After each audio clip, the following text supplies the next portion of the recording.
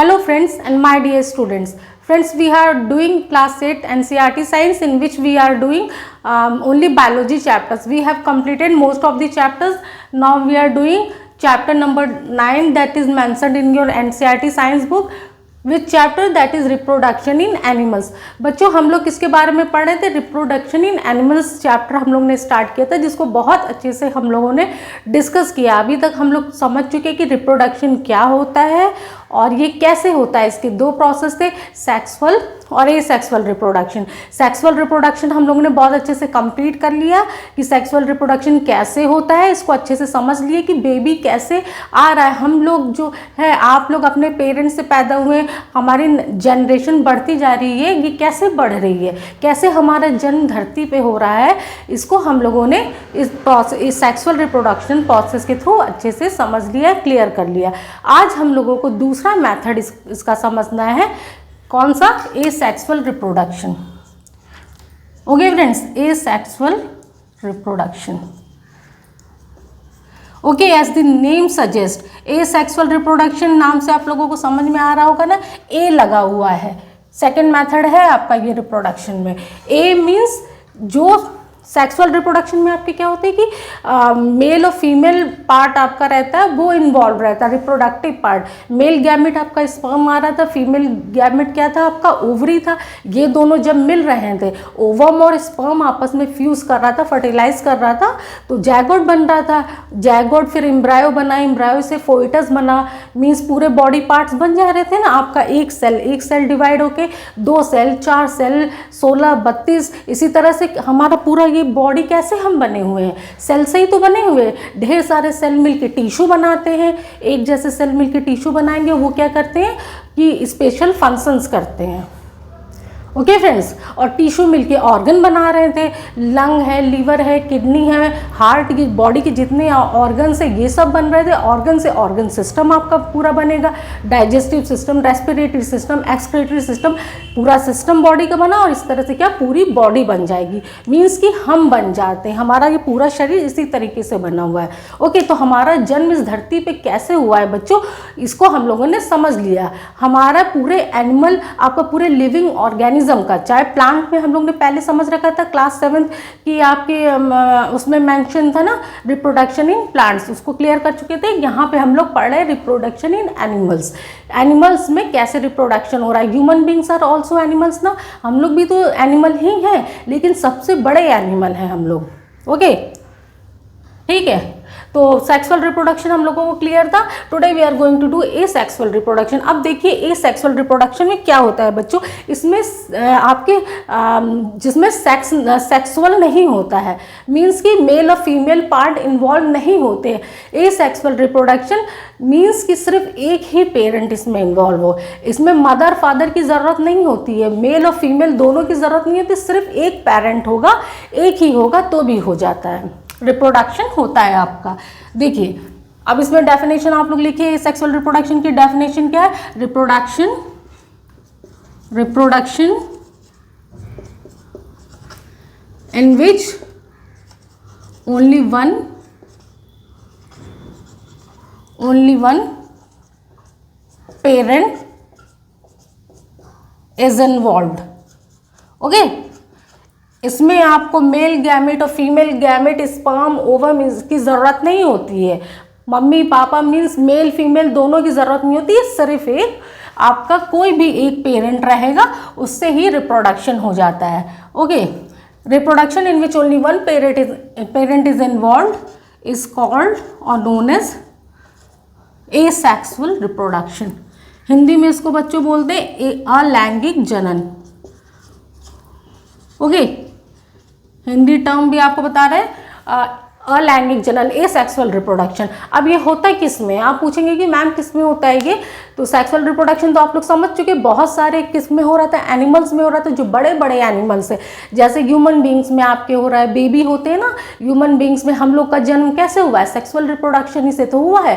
काऊ है, कैट है, डॉग है, जितने भी मैमल्स हैं आपके, मोस्टली सब में क्या होता है कि सेक्सुअल रिप्रोडक्शन के थ्रू बेबी होता है। मोस्टली, सबको नहीं बोल रहे हैं, ज़्यादातर। और आपका एसेक्सुअल रिप्रोडक्शन किस में होता है? छोटे जो यूनिसेलुलर ऑर्गेनिज्म है, जो सिंगल सेल से बने हुए हैं, लोअर एनिमल्स में होता है। जैसे आपका अमीबा हो गया, पैरामीशियम हो गया, हाइड्रा हो गया, ये सब क्या है, एक या एक से अधिक सेल से मिलकर बने हुए हैं ना, बहुत बड़े ऑर्गेनिज्म तो ये सब नहीं है। तो छोटे जीवों में कैसे आपका रिप्रोडक्शन होता है, एसेक्सुअल रिप्रोडक्शन क्या है, एसेक्सुअल रिप्रोडक्शन के थ्रू होता है। अब देखिए एग्जाम्पल में, आप देखिए हाइड्रा, ओके, हाइड्रा में बच्चों कैसे होता है एसेक्सुअल रिप्रोडक्शन। ये तो हम लोग समझ लिए कि जो छोटे ऑर्गेनिज्म हमारे जो सिंगल सेल से बने हुए हैं, एक या एक से अधिक 2-3 सेल से मिलके बने हुए, मीन्स बहुत ज़्यादा बड़े नहीं हैं, तो उनको क्या माइक्रोस्कोपिक जो हैं, जो माइक्रोस्कोप के हेल्प से देखे जाते हैं, नेकेड आई से नहीं देखे जाते, उनमें रिप्रोडक्शन कैसे होता है, वो कैसे अपना परिवार बढ़ाते हैं, कैसे उनकी जनसंख्या बढ़ती जाती है, 1 से 2 कैसे हो जाते हैं, 2 से 4 कैसे हो जाते हैं। जैसे हम लोगों की बढ़ रही है ना, हमारे ग्रैंड पेरेंट्स थे, दादा दादी थे, फिर उनसे क्या आए, हमारे पेरेंट्स आए, मम्मी पापा आए, फिर उनसे हम लोग आए, अब हम लोग से हम लोग के आगे का जनरेशन आएगा, तो कैसे ये बढ़ता जा रहा है, सेक्सुअल रिप्रोडक्शन के थ्रू ही तो बढ़ रहा था। ओके, क्लियर था ना आप लोगों को पिछली क्लास में। तो इनकी यहाँ पे जो एसेक्सुअल रिप्रोडक्शन के थ्रू जो छोटे ऑर्गेनिज्म है, इनकी जनसंख्या बढ़ती जाती है, ये अपने ही जैसे दूसरे और पैदा करते चले जाते हैं, बनाते चले जाते हैं। ठीक है, अब एग्जाम्पल में देखिए हाइड्रा, हाइड्रा आप लोग जानते हैं ना, ये भी आपका माइक्रोस्कोपिक है। तो हाइड्रा में कैसे होता है बच्चों, हाइड्रा में एसेक्सुअल रिप्रोडक्शन आपका बडिंग के थ्रू होता है। किस मेथड से होता है, बडिंग के थ्रू होता है। 2 एग्जाम्पल हम लोग यहाँ पे देख रहे हैं, समझ रहे हैं, क्लियर कर रहे हैं। पहला हाइड्रा एग्जाम्पल आपका, इसमें एसेक्सुअल रिप्रोडक्शन आपका कैसे होता है, सिर्फ एक ही पेरेंट इन्वॉल्व है, कैसे होता है, बडिंग के थ्रू होता है। ओके, अब बडिंग में क्या होता है, आप पूछिए कि बडिंग के थ्रू होता है, ये तो हमें क्लियर हो गया। अब बडिंग में होता है क्या, तो देखिए बडिंग में क्या होता है कि बॉडी पार्ट से एक आपका आउटग्रोथ निकल आता है। जैसे ये देखिए छोटा सा आउटग्रोथ निकल आएगा, ये आपका पूरा हाइड्रा का बॉडी है, फिगर देखिए यहाँ पे, क्लियर है, ये हाइड्रा है आपका, ये इसके टेंटिकल्स निकले हुए हैं, और ये आपका एक आउटग्रोथ, छोटा सा आउटग्रोथ बाहर की तरफ एक निकल जाता है, बॉडी से एक और बल्ज हो जाता है, निकल आता है। अब यही क्या करता है, ये ग्रो करके आपका न्यू इंडिविजुअल बना लेता है। अब देखिए यहाँ पे ये अब और क्या होगा, इसमें फर्दर डिवीज़न हो रहा है, थोड़ा और बड़ा हो गया। ओके, ये आपके टेंटिकल्स है। अब यहाँ पे क्या हो जाएगा बच्चों, ये आपका बड़ा सा एक और हाइड्रा बन गया, इसके भी टेंटिकल्स आ गए। तो क्लियर है आप लोगों को हाइड्रा में कैसे हो रहा है। हाइड्रा में हाइड्रा अपने ही जैसे दूसरे हाइड्रा को कैसे पैदा कर दे रहा है। सिंपल लैंग्वेज में यही बात है कि एक हाइड्रा से दूसरा हाइड्रा कैसे बन रहा है, इनकी जनसंख्या कैसे बढ़ती चली जा रही है, स्पीसीज कैसे बढ़ती है। तो इनकी जो बॉडी पार्ट है, खुद की ही जो बॉडी है, उसमें क्या होता है, एक आउटग्रोथ निकल आता है, बॉडी के किसी भी पार्ट से निकल आएगा, और वो क्या होता है, वो धीरे धीरे आपका डिवाइड होने लगता है, ग्रो करता है, और नए इंडिविजुअल में चेंज हो जाता है। ओके, एक नया फिर से हाइड्रा बना देता है। जैसे कि यहाँ पे छोटा सा निकला, फिर ये थोड़ा सा और डिवीज़न हुआ, सेल का डिवीज़न हो रहा है, बढ़ रहा है, फिर ये यहाँ पे क्या हुआ कि दूसरा हाइड्रा ही बन गया, फिर ये यहाँ से अलग हो जाएगा, आपका एक न्यू हाइड्रा बन जाएगा। क्लियर है। अब अमीबा देखिए, अमीबा, ओके, अमीबा सबको पता है ना, ये क्या होता है, हम लोग ने we have further discuss in the previous class कि ये इर्रेगुलर शेप का होता है, इसका कोई शेप ही नहीं होता है। ठीक है, ये सिंगल सेल्ड होता है, एक सेल का बना होता है। तो अब इसमें कैसे आपका अमीबा अपनी संख्या कैसे बढ़ाता है, एक अमीबा से 2 अमीबा, 2 से 4, ये सब कैसे बनते हैं, कैसे इनकी जनसंख्या बढ़ती है। ओके, ये कैसे कहने का मतलब रिप्रोड्यूस करते हैं, अपने ही जैसे बच्चों को ये कैसे पैदा करते हैं। रिप्रोडक्शन का मतलब यही था ना बच्चों आप लोगों का, रिप्रोड्यूस, फिर से पैदा करना, अपने ही जैसे बच्चों को, खुद की संतान को कैसे पैदा करना, ऑफ स्प्रिंग न्यू इंडिविजुअल्स को कैसे जन्म देते। अमीबा में एसेक्सुअल रिप्रोडक्शन कैसे होता है बच्चों, इसमें एसेक्सुअल रिप्रोडक्शन, ये भी छोटा ऑर्गेनिज्म है तो सेक्सुअल तो इसमें होगा नहीं क्योंकि सिंगल सेल का है, तो कहाँ मेल फीमेल इसमें होगा।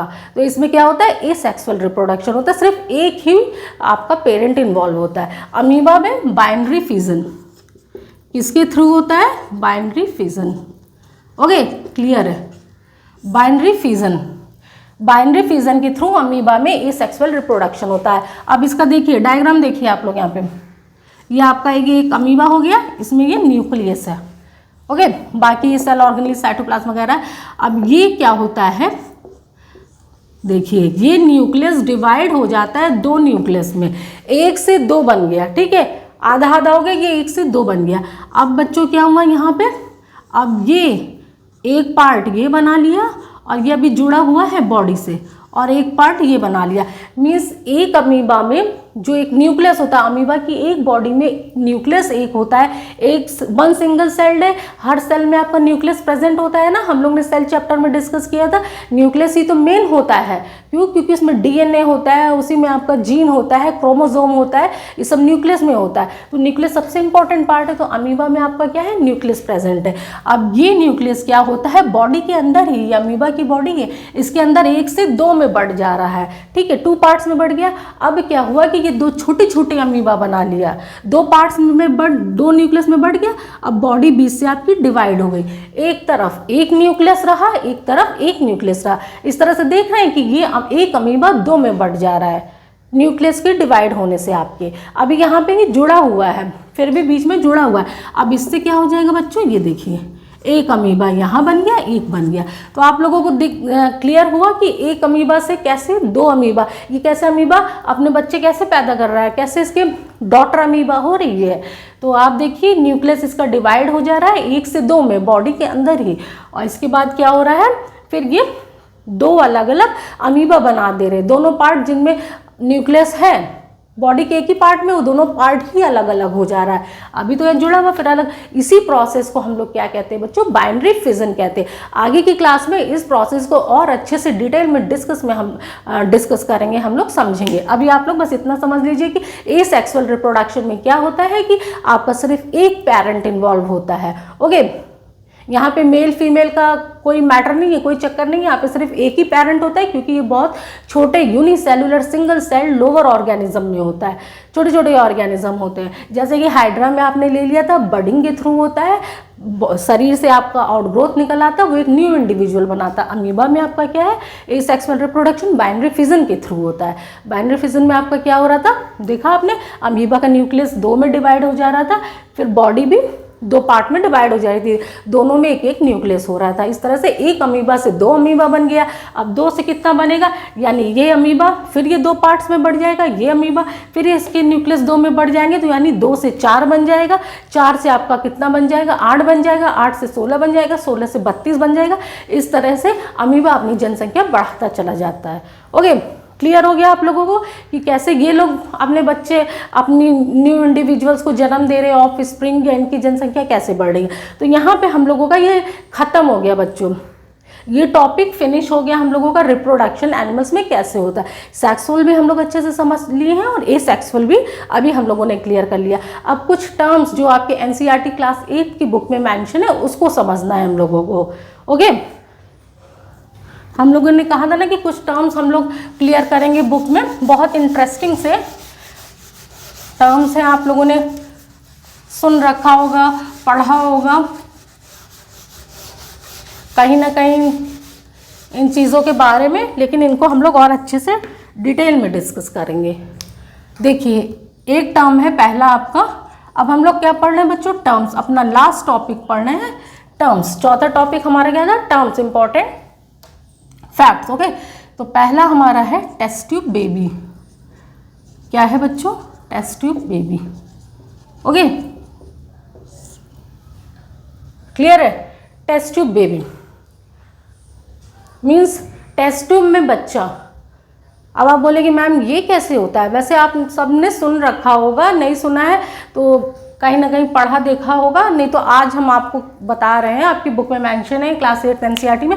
टेस्ट ट्यूब बेबी क्या होता है बच्चों, देखिए हम लोगों ने पढ़ रखा था ना कि फीमेल रिप्रोडक्टिव पार्ट क्या है, फीमेल रिप्रोडक्टिव पार्ट में क्या क्या होता है, स्ट्रक्चर आप लोगों को क्लियर है ना, फिर से यहाँ पे रिपीट कर रहे हैं। देखिए, फीमेल रिप्रोडक्टिव पार्ट में आपका एक यूटरस था, गर्भाशय था, और ये आपका ओविडक्ट था। ओके, अब 3 पार्ट्स होते थे ना, अ पेयर ऑफ ओवरीज, 2 आपके अंडे होते हैं, अ पेयर ऑफ ओवरीज, और 2 ओविडक्ट था आपका, और यूटरस था। ये देखिए, ये आपका क्या है, ओवरी है, ये आपका यूटरस है। ओके, ये ओविडक्ट है, this is rough diagram. Okay, आपके समझने के लिए है, ये ओवरी है और ये आपका यूटरस है, यूटेरस। ओके, क्लियर है। तो अब आपका हम लोग पढ़ रहे हैं test tube baby. Test tube baby में बच्चों होता क्या है कि आपका जो ओविडक्ट है, ओविडक्ट को और क्या बोलते हैं, फैलोपियन ट्यूब बोलते हैं, फैलोपियन नलिका, फैलोपियन ट्यूब। ये कुछ फीमेल्स में ऐसा होता है कि ये ब्लॉक हो जाती है। ये ओविडक्ट आपका क्या होता है कि ये ब्लॉक हो जाता है, ब्लॉक्ड इन सम फीमेल्स। ओके, कुछ महिलाओं में, कुछ फीमेल्स में ओविडक्ट ही ब्लॉक हो जाती है। अब ओविडक्ट ब्लॉक हो गई तो क्या हो जाएगा, इसमें फर्टिलाइजेशन का प्रोसेस ही नहीं होगा। क्यों नहीं होगा, क्योंकि स्पर्म्स कैसे जाएंगे, मेल के जो स्पर्म है आपके वो ओवरी तक पहुंचते हैं ना, ओवरी तो फीमेल गैमेट आपके ओवा देती है, अंडा देती है। तो यहाँ पे जब स्पर्म और ओवा आपका मिलेगा, ओवम मिलेंगे तो फ्यूजन होता है, मीन्स फर्टिलाइजेशन का प्रोसेस होता है, तभी जायगोट बनता था। जायगोट क्या है, आपका नए बेबी का जन्म होने का पहला स्टेप जो है जायगोट बन रहा है। जायगोट के बाद आपका एम्ब्रायो बन रहा था, फोइटस बन रहा था, मदर नए मतलब अपने बच्चे को, बेबी को जन्म देती है। लेकिन अब यहाँ पे क्या हुआ कि फीमेल की जो ओविडक्ट है, ये फैलोपियन ट्यूब है, यही ब्लॉक हो जाती है किसी भी रीज़न की वजह से, कि ब्लॉक हो गई। अब जब ये ब्लॉक हो गई तो मेल का स्पर्म ओवरी तक पहुँच ही नहीं पाता है, जहाँ पे अंडे हैं वहाँ तक नहीं पहुँच पाता है। जब स्पर्म नहीं पहुँच पाएगा तो फर्टिलाइजेशन का आपका प्रोसेस नहीं होगा, फर्टिलाइजेशन का प्रोसेस नहीं होगा तो ऐसी महिलाएं क्या होती है, फीमेल्स, ये बेबी को बियर करने में अनेबल होती हैं। दे आर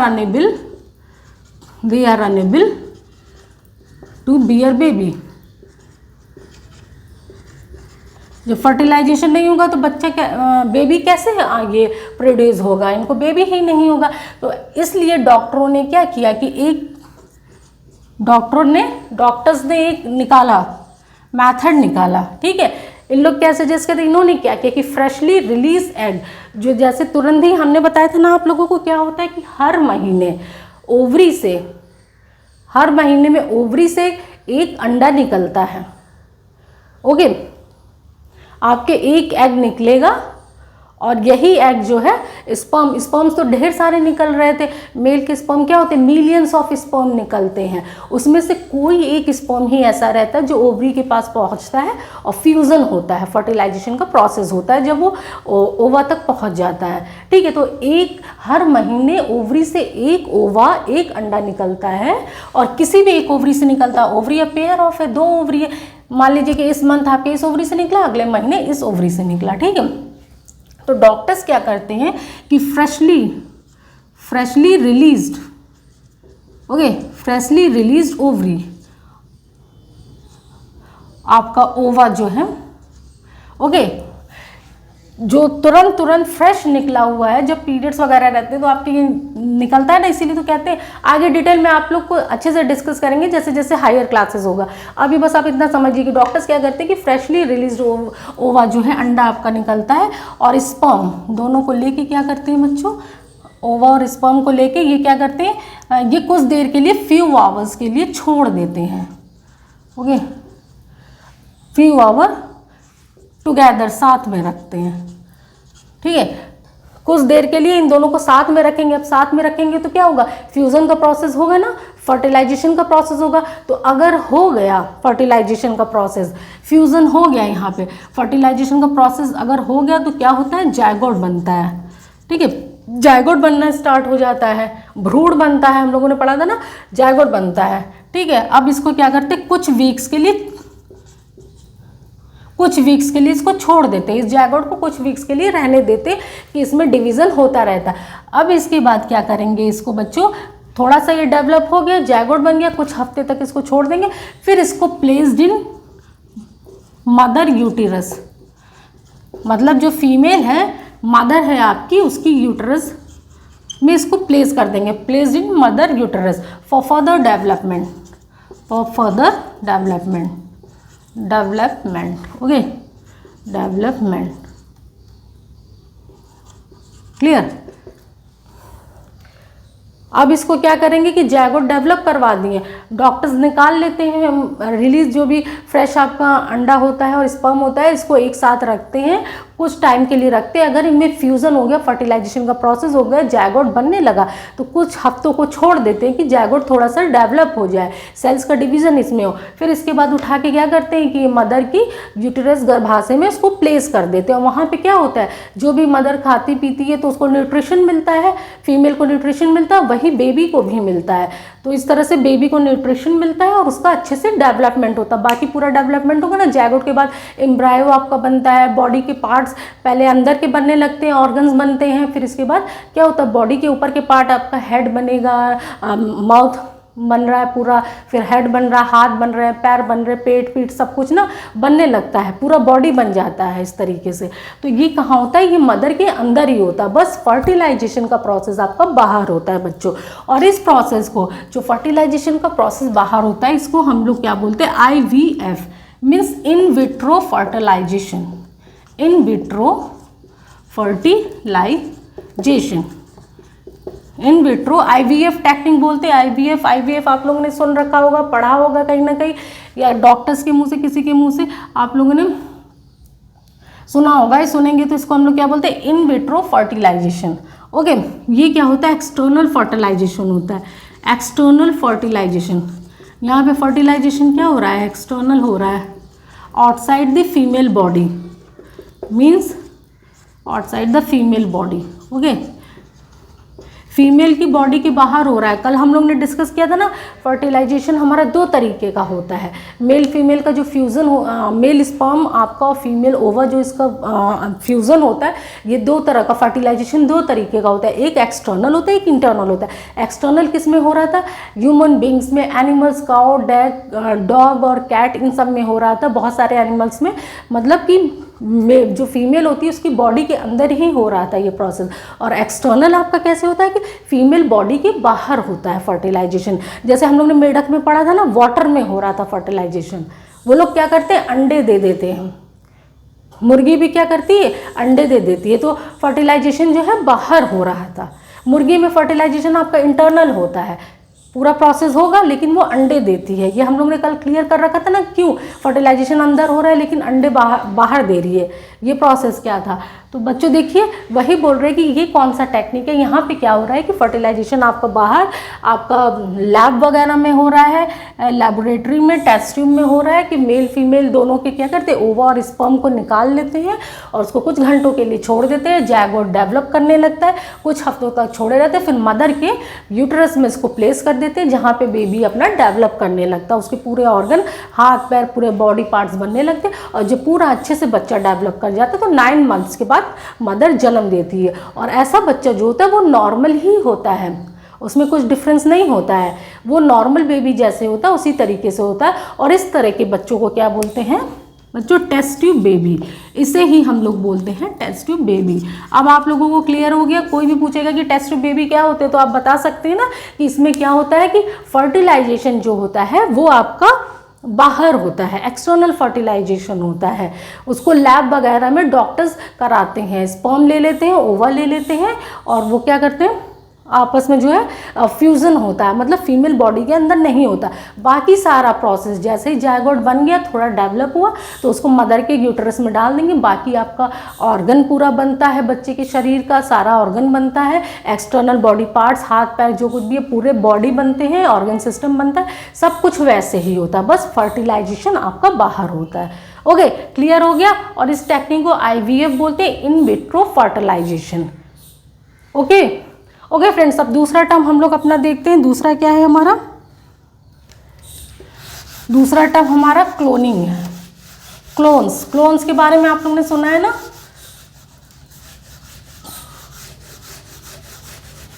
क्लोन्स क्या होते हैं, आइए उसको समझते हैं। देखिए, दूसरा आपका क्या है, क्लोनिंग। ओके, क्लोनिंग के बारे में हम लोग पढ़ेंगे। क्लोनिंग का प्रोसेस क्या होता है बच्चों, सबसे पहले इसको समझते हैं। तो क्लोन्स क्या होते हैं, ये एग्जैक्ट कॉपी होते हैं आपके किसी भी सेल के। जैसे एक सेल है उसी तरह का दूसरा सेल आपका बन जाएगा। ओके, एक बॉडी का पार्ट है, उसी तरह का सेम टू सेम दूसरा बनाना, या फिर पूरा का पूरा ऑर्गेनिज्म ही एकदम एग्जैक्ट वैसा ही बन जाएगा, उसमें सारे कैरेक्टर्स वही रहेंगे। ओके, इसको हम लोग क्लोनिंग बोलते हैं। जैसे आपका कार्बन कॉपी होता है ना कि सेम टू सेम पूरा छाप दिया है वैसे ही। ओके, उसी तरह से क्लोनिंग होता है आपका एग्जैक्ट कॉपी। डेफिनेशन लिखिए क्लोनिंग। क्लोनिंग क्या होता है? क्लोन्स आपके क्या होते हैं? Clones are the exact copy, exact copy, exact copy, एकदम कॉपी होते हैं किसके? ऑफ एनी सेल, किसी भी सेल के एक जैसा दूसरा ही सेल बन जाएगा आपका, सारी प्रॉपर्टीज उसमें वही रहेगी क्योंकि न्यूक्लियस सेम टू सेम रहेगा। Any cell, any part of body और कंप्लीट ऑर्गेनिज्म, और कंप्लीट ऑर्गेनिज्म, ऑर्गेनिज्म। ओके, पूरा का पूरा आप ऑर्गेनिज्म भी बन जाता है सेम टू सेम, या तो सेल सेम टू सेम होता है या बॉडी का कोई पार्ट होता है, इसी को हम लोग क्लोनिंग बोलते हैं। अब बच्चों, सबसे पहले कौन सा क्लोन बनाया गया? सबसे पहले धरती पे, इस प्लैनेट अर्थ पे किसका क्लोन सबसे पहले बनाया गया, इसको हम लोग क्लियर करते हैं।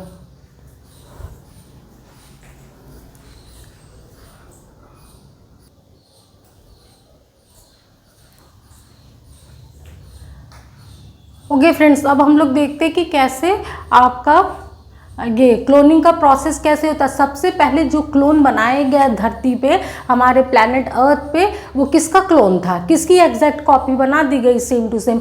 वो एक शिप थी, मीन्स एक भेड़ थी, उसका बनाया गया, जिसका नाम क्या था बच्चों? डॉली। ओके, ये तो आप लोगों ने पढ़ा होगा ना, कॉम्पिटिटिव लेवल से भी बहुत इंपॉर्टेंट है। अक्सर कॉम्पिटिशन में पूछा जाता है कि फर्स्ट क्लोन कौन सा है, फर्स्ट क्लोन किसका बना है, किसका बना था, उसका नाम क्या है, नेम अक्सर पूछा जाता है। तो डॉली है, शिप का है, डॉली है। ओके, फर्स्ट क्लोन आपका यहाँ पे लिखिए, फर्स्ट क्लोन जिस एनिमल का बना है उसका नेम आपका क्या है? एनिमल का बना है, शिप का बना है, उसका नेम आपका डॉली। डॉली नाम की भेड़ है, उसका सबसे पहले क्लोन बनाया गया। और अब बनाया किसने? ये क्वेश्चन भी आपका बहुत इंपॉर्टेंट है, कॉम्पिटिटिव पॉइंट ऑफ व्यू और एकेडमिक बोथ से इंपॉर्टेंट है। ठीक है, इयान विल्मट नेम के साइंटिस्ट और इनके कलीग्स, मतलब कुछ कलीग्स भी थे, वो लोग मिलके क्या किए हैं? 5 जुलाई 1996। कब इसका जन्म हुआ है बच्चों? डॉली कब पैदा की? ये डॉली क्लोन जो बनाया गया है ये कब पैदा हुआ है? ये 5 जुलाई 1996 को इसका अराइवल हुआ है, प्रोडक्शन हुआ है धरती पे। ओके, और कहाँ पे? Roslin institute, Edinburgh, Scotland. कहाँ पे हुआ है? स्कॉटलैंड में एक इंस्टीट्यूट है, रोजलिन इंस्टीट्यूट। एडिनबर्ग के, स्कॉटलैंड के एडिनबर्ग शहर में रोजलिन इंस्टीट्यूट है, जहाँ पे इयान विल्मट और उनके कलीग्स ने मिलके 5 जुलाई 1996 को एक क्लोन बनाया, जो कि आपका किसका था? शिप का था। ओके, जिसका नाम उन्होंने डॉली रखा। अब ये प्रोसेस हम लोग समझते हैं, ये तो हम लोगों को क्लियर हो गया। अब प्रोसेस ये बना कैसे, ये भी थोड़ा सा आप लोग समझ लीजिए, इसको अच्छे से देखिए, क्लियर कर लीजिए कैसे बना है, डॉली का जन्म कैसे हुआ है, ये क्लोन आपका कैसे बना सेम टू सेम एग्जैक्ट। देखिए, एक शिप लिया गया जिसका नाम क्या था? Female Finn Dorset sheep. क्या नाम था बच्चों? फीमेल मादा फिन डॉर्सेट शिप। ठीक है, और एक ली गई स्कॉटिश ब्लैकफेस इव, इन दोनों को लिया गया। ठीक है, इनका अब इसमें से क्या किया गया? इनकी आपका जो फीमेल मादा जो है, फीमेल फिन डॉर्सेट शिप है, इसकी मैमरी ग्लैंड समझ रहे हैं आप लोग? ओके, मैमल्स है ना, क्यों मैमल्स है? क्योंकि इनमें दुग्ध ग्रंथियां होती हैं, दूध वाली ग्लैंड्स होती हैं, तो इनके मैमरी ग्लैंड से एक सेल ले ली गई। ठीक है, एक सेल यहाँ पे हम लोगों ने ले लिया, किससे? Female Finn Dorset ship.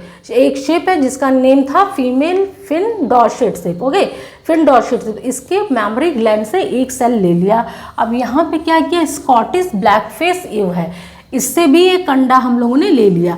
अब हम लोग जानते हैं ना कि सेल ये क्या है? सिंगल सेल्ड है, और सब में हर सेल में न्यूक्लियस होता है। अंडा भी आपका सिंगल सेल है, स्पर्म भी सिंगल सेल था, सब में न्यूक्लियस होता है ना। तो यहाँ पे इसमें भी न्यूक्लियस है, फीमेल वाले में भी न्यूक्लियस है, फिन डॉर्सेट शिप में, स्कॉटिश ब्लैक फेस ईव इसमें भी एक न्यूक्लियस है, दोनों में प्रेजेंट है। ओके बच्चों, अब किया क्या, इयान विल्मट ने और उनके साथियों ने क्या किया, अब इसमें से एक ले लिया, मैमरी ग्लैंड दुग्ध ग्रंथि में से एक सेल लिया और एक सेल आपकी ब्लैक फेस ईव से ले लिया, अंडा इन्होंने ले लिया और अब इन दोनों में न्यूक्लियस प्रेजेंट है। अब इन्होंने क्या एक्सपेरिमेंट किया, कैसे इन्होंने डॉली को जन्म दिया। इन्होंने क्या किया बच्चों, जो स्कॉटिश ब्लैक फेस ईव है, ओके आप सिंपल के लिए लिख लीजिए SBE, इन्होंने SBE के क्या किया, सेल में से अंडे में से न्यूक्लियस को हटा दिया, यहाँ से इन्होंने न्यूक्लियस रिमूव कर दिया। समझे आप लोग, क्लियर, न्यूक्लियस ही हटा दिया, अंडा है उसमें न्यूक्लियस नहीं है, ओके न्यूक्लियस हटा दिया। और अब क्या किया, अब इन्होंने क्या किया कि ये जो आपका फिन डॉर्सेट शिप यानी FDS, ये आप समझने के लिए FDS लिख लीजिए, यहाँ पे SBE में से स्कॉटिश ब्लैक फेस ईव आपका फिन डॉर्सेट, तो इसके सेल में से ये न्यूक्लियस इन्होंने यहाँ पे दे दिया। समझ में आया, पहले एक सेल इसमें से ले लिया, एक सेल इसमें से, अंडा इसमें से ले लिया। अब दोनों में भाई क्या होगा, हर सेल में न्यूक्लियस रहता है तो दोनों में न्यूक्लियस प्रेजेंट है, तो इन्होंने क्या किया कि SBE के न्यूक्लियस को रिमूव कर दिया, इन्होंने न्यूक्लियस ही हटा दिया। अब न्यूक्लियस हटा दिया तो बचा क्या, सिर्फ सेल बचा।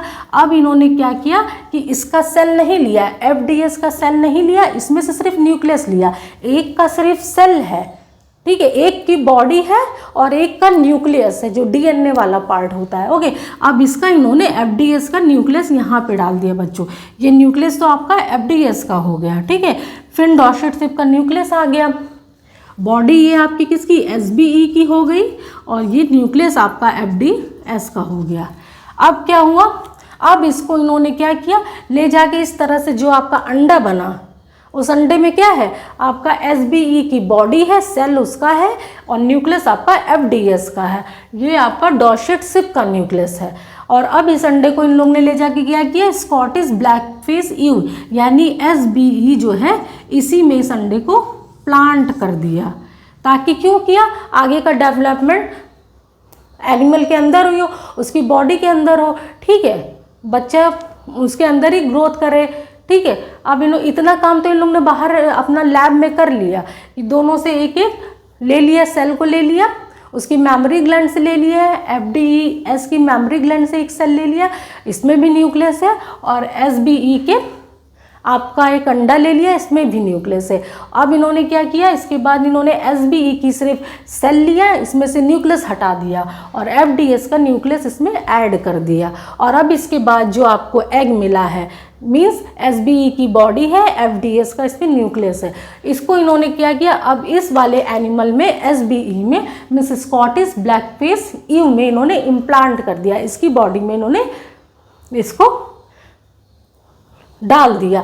अब क्या होगा, अब नॉर्मल आपका फर्टिलाइजेशन हो चुका है बच्चों, अब अंदर क्या हो रहा है, डेवलपमेंट होगा, बॉडी पार्ट्स पूरे बनते हैं, ऑर्गन बने, और इस तरह से 5 जुलाई 1996 को एक शिप का जन्म होता है, एक भेड़ का जन्म होता है जिसका नाम डॉली था। ये पहला क्लोन था आपका, धरती पे बनने वाला सबसे पहला क्लोन आपका एनिमल का यही है, ठीक है।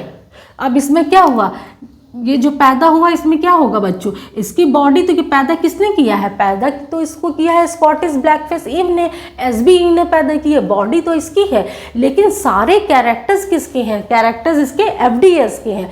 क्यों कैरेक्टर FDS के हैं, ये बिल्कुल सेम टू सेम FDS की तरह है, क्यों, क्योंकि इसके पास इसके अंदर न्यूक्लियस FDS का है। और न्यूक्लियस क्या होता है, हम लोगों ने डिस्कस कर रखा था ना सेल चैप्टर में, कि न्यूक्लियस ही तो आपका क्या करता है, एक पीढ़ी से दूसरी पीढ़ी में कैरेक्टर्स को, क्योंकि न्यूक्लियस में क्या होते थे, पतले थ्रेड लाइक स्ट्रक्चर होते थे, जो जिनको हम लोग क्रोमोसोम बोलते हैं। इन्हीं क्रोमोसोम में जीन होता है जो हमारे आनुवंशिक लक्षणों का वाहक होता है, जेनेटिक कैरेक्टर को आपके एक पीढ़ी से दूसरी पीढ़ी में ट्रांसफ़र करता है, मतलब मदर फादर से, दादी दादा से हम लोग के पेरेंट्स में आया, हम लोग के पेरेंट्स से हम लोगों के हम लोग में आया, और हम लोगों से आगे हम लोग के न्यू जनरेशन में जाएगा आगे। जो भी इसी तरह से कहते हैं ना कि जब कभी कहते हैं कि हाँ कोई भी बच्चा है तो इसकी आइज़ बिल्कुल इसके पापा की तरह है, इसकी नोज़ या लिप्स इसकी मम्मी की तरह है। कुछ कैरेक्टर बात करना, बोलना, चलना, हंसना, खाना पीना कुछ मम्मी पापा से मिलता है, कुछ मम्मी से है, कुछ पापा से, कुछ मम्मी साइड के लोगों से मिलता है, जैसे आपके नानी नाना से मिल सकता है जो ब्लड रिलेशन है, खूनी रिश्ता है।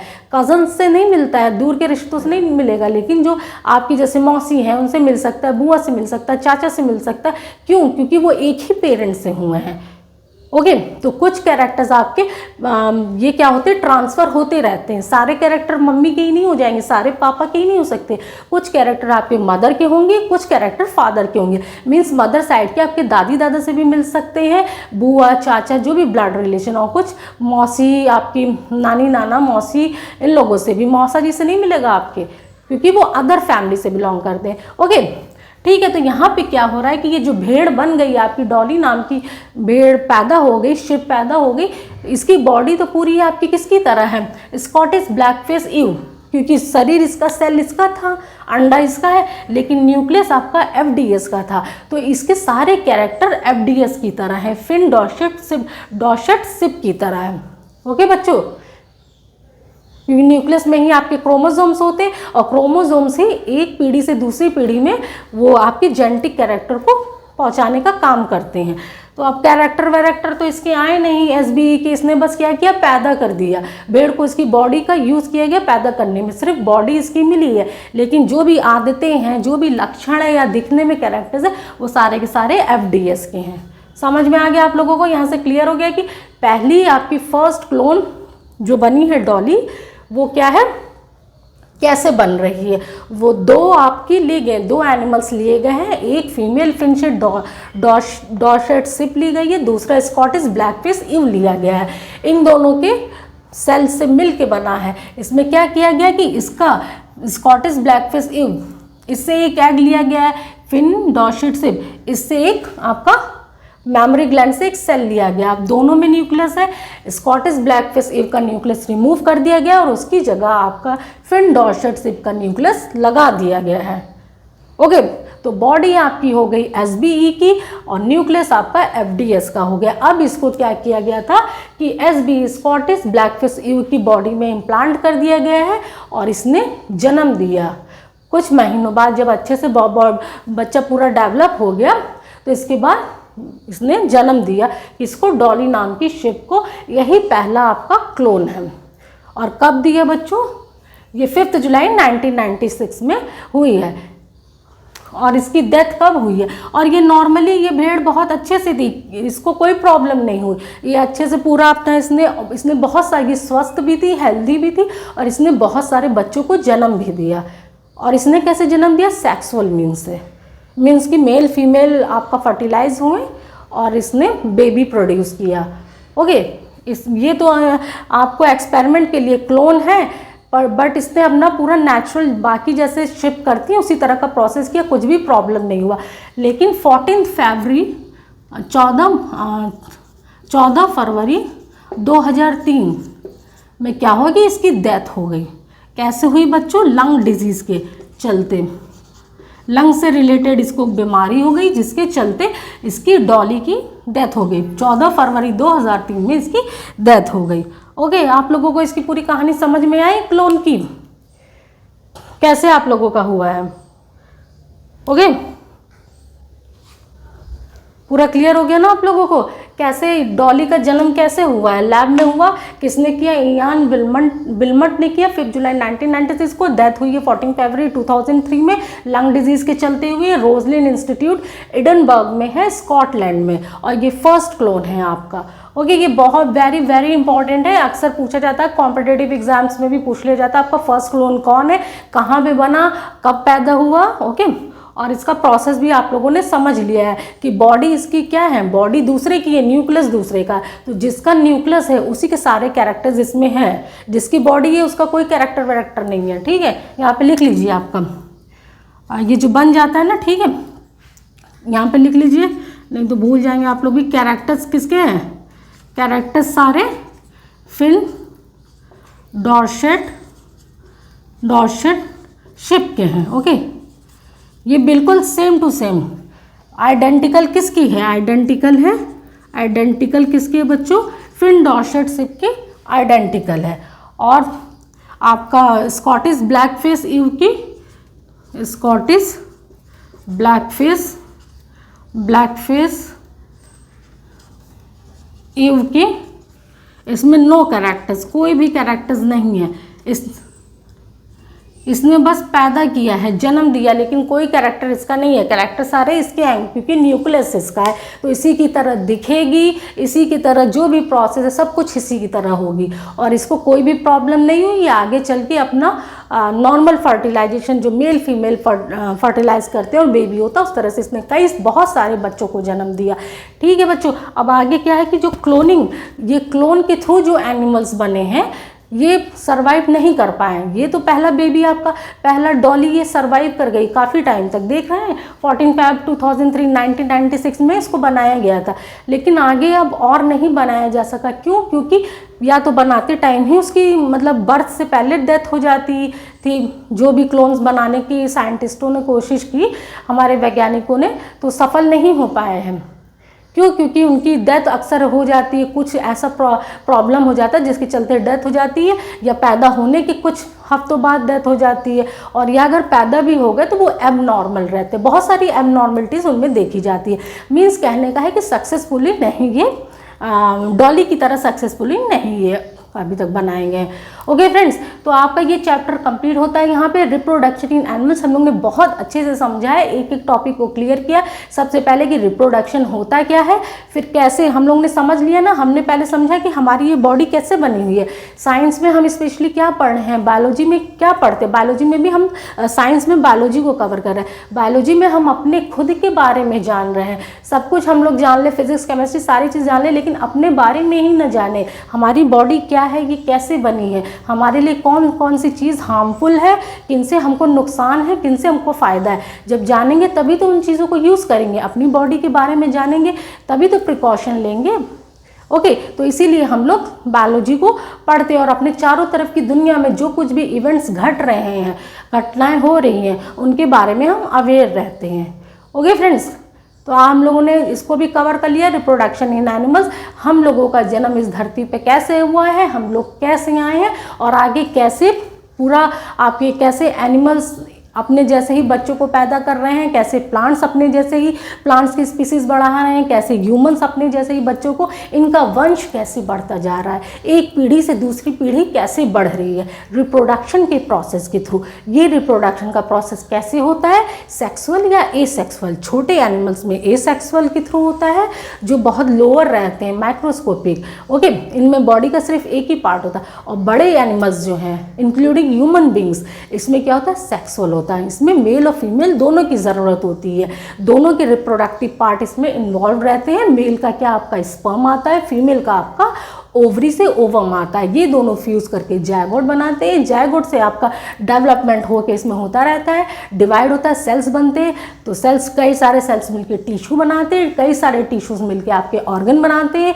आपका लंग, लीवर, आपका किडनी, हार्ट, ये सब क्या है, ऑर्गन बनने लगते हैं बॉडी के। फिर इसके बाद क्या होता है, आपका ऑर्गन से पूरा ऑर्गन सिस्टम बन जाता है। ऑर्गन सिस्टम से आपकी पूरी हमारी ये बॉडी जो इतनी बड़ी आप देख रहे हैं, आप लोगों की पूरी बॉडी कैसे बनी है, इसी तरीके से बनी है बच्चों। ओके, क्लियर हो गया फ्रेंड्स। अब हम लोग अपना नेक्स्ट चैप्टर करेंगे, जो भी आपके एनसीईआरटी क्लास 8 में मेंशन होगा, उसको अच्छे से कवर करेंगे। इस तरह से हम लोग क्लास 8 की एनसीईआरटी जल्दी से जल्दी, आपके 2 चैप्टर्स बस बचे हुए, उसको कवर करके आगे बढ़ेंगे। ओके फ्रेंड्स, आज के लिए बस इतना ही। Thank you.